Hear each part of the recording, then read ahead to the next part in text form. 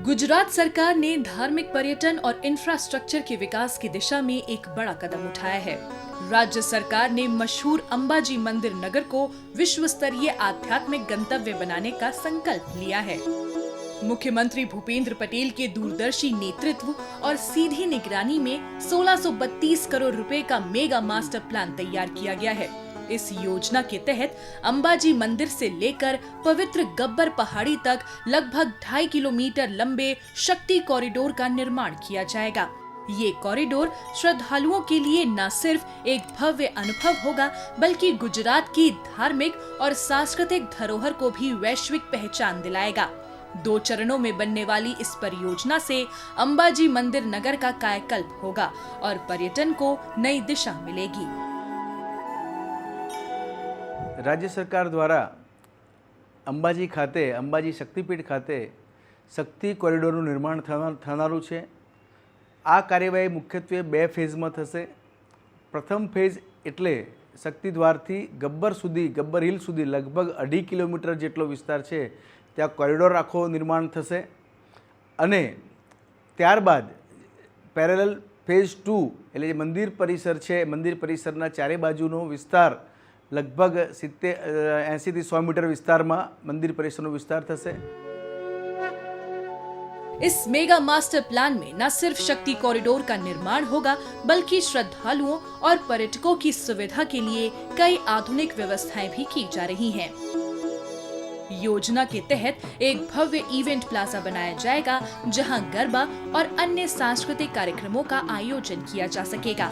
इसके साथ ही रहने के लिए बेहतर सुविधाएं और मल्टी लेवल पार्किंग की व्यवस्था भी की जाएगी। इन प्रयासों से अंबाजी सिर्फ एक धार्मिक स्थल ही नहीं, बल्कि सांस्कृतिक और पर्यटन का भी केंद्र बनकर उभरेगा। અહીંયા જે કોરિડોર બને છે તો એના હિસાબે બધા બહારથી દૂરથી જે આવે છે એ લોકો વધારે આવશે। નાના નાના બધા ફેરિયા છે એ લોકોને સારું બિઝનેસ વેપાર થશે અને ઘણા ઓછા આવે છે એને માતાજીના દર્શનનો લાભ પણ મળશે। शक्ति कॉरिडोर को एक भव्य और आधुनिक रूप देने के लिए इसमें कई आकर्षण शामिल किए जा रहे हैं।